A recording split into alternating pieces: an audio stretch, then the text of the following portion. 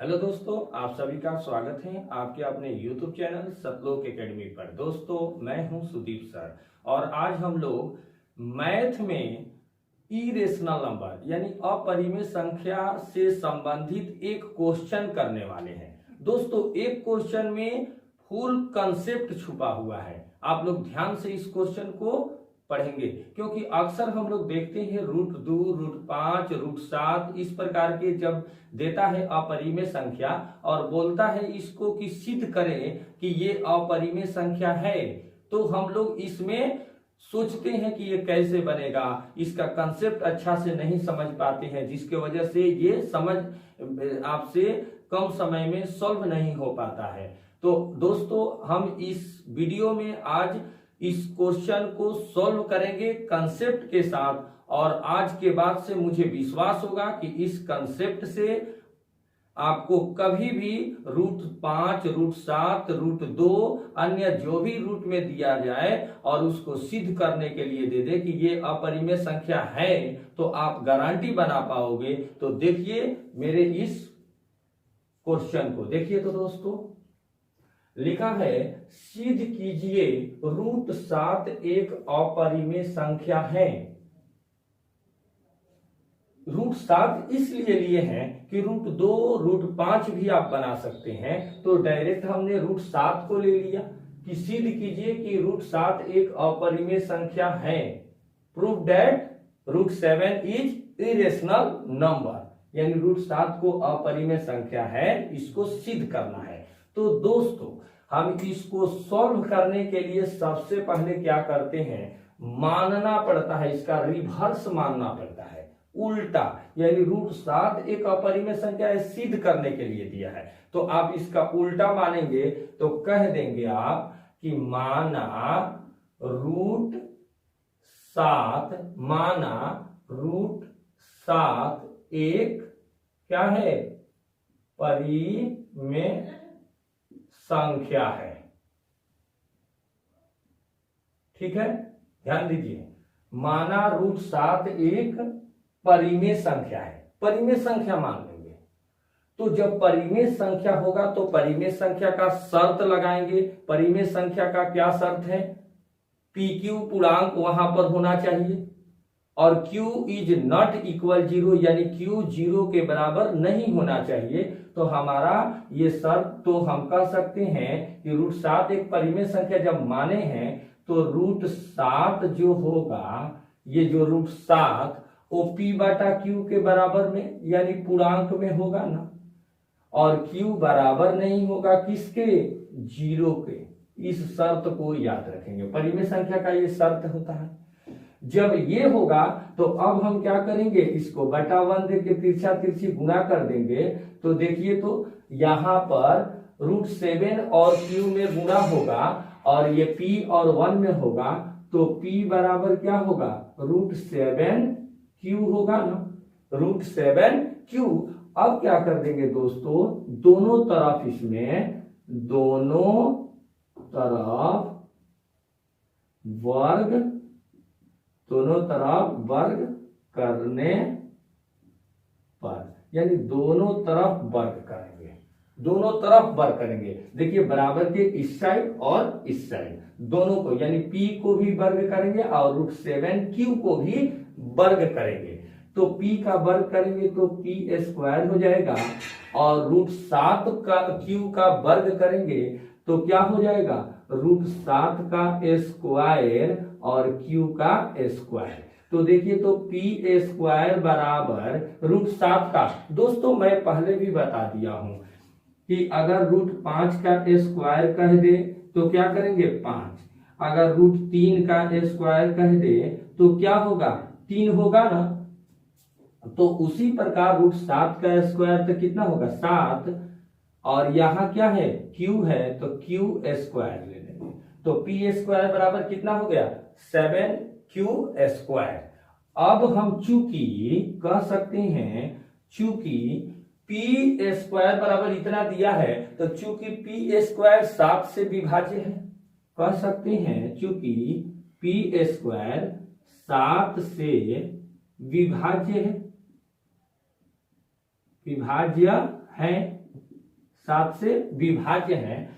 तो जब ये 7 से विभाज्य होगा तो इसलिए हम कह सकते हैं P भी 7 से विभाज्य होगा। P स्क्वायर 7 से विभाज्य है तो इसलिए हम कह सकते हैं P भी 7 से विभाज्य होगा, विभाज्य होगा। ये भी तो हम कह सकते हैं। देखिए तो P भी 7 से विभाज्य होगा। पुनः मानेंगे, ऐसे कह सकते हैं, पुनः माना। देखेंगे दोस्तों, पुनः माना यानी पुनः मानेंगे ये P भी 7 से विभाज्य होगा, इस तरह से लिख के उसके बाद क्या करेंगे, पुनः माना P बराबर 7R, P बराबर 7R, पुनः मानेंगे P बराबर 7R। अब क्या करेंगे, इसको भी दोनों तरफ वर्ग करने पर लिख देंगे, दोनों तरफ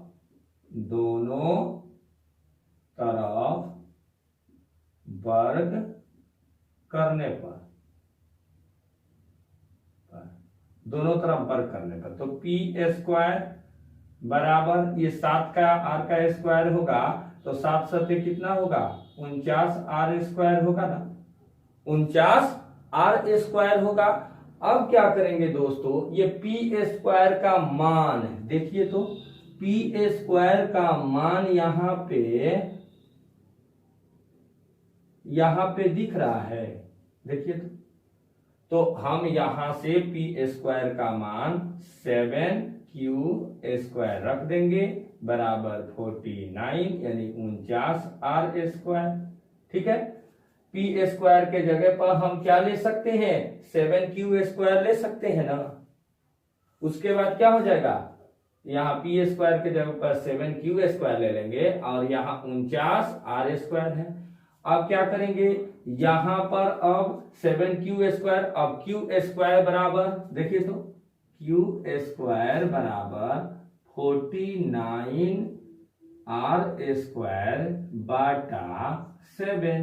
अब 7 से काटा देंगे, 7 सते 49, Q स्क्वायर बराबर 7R स्क्वायर, Q स्क्वायर बराबर 7R स्क्वायर। अब क्या करेंगे, चूंकि अब यहां लिखेंगे दोस्तों, चूंकि देखिए तो चूंकि Q स्क्वायर 7 से विभाज्य है, यही बात है, Q स्क्वायर 7 से विभाज्य है, विभाज्य है। इसलिए जब P स्क्वायर यहां पर था 7 से विभाज्य, तो देखो Q स्क्वायर 7 से विभाज्य है, इसलिए क्या करेंगे, Q भी 7 से विभाज्य होगा, इसलिए यहाँ P भी 7 से विभाज्य होगा तो Q भी 7 से विभाज्य होगा, विभाज्य होगा। ठीक है, 7 भी विभाज्य होगा। अब क्या करेंगे दोस्तों, P, अब चूंकि यहां पर अब क्या करेंगे कि P व Q को, यानी P और Q दोनों 7 से विभाज्य हैं। अब लिखेंगे P और Q, P चूंकि P व Q 7 से, P व Q 7 से, यानी ये दोनों भी लिख सकते हैं, P व Q दोनों 7 से क्या है, विभाज्य है, 7 से विभाज्य है, जो 7 से विभाज्य है, जो कि हमारे अवधारणा के विपरीत होती है। जो क्या होती है, जो कि हमारे अवधारणा के विपरीत होती है, विपरीत होती है। देखिए, जो कि हमारे अवधारणा के विपरीत होती है, लिख देंगे विपरीत होती है। अतः हम कह सकते हैं दोस्तों कि रूट 7 एक अपरिमेय संख्या है। अतः हम कह सकते हैं, अतः रूट 7 एक क्या है, अपरिमेय संख्या है।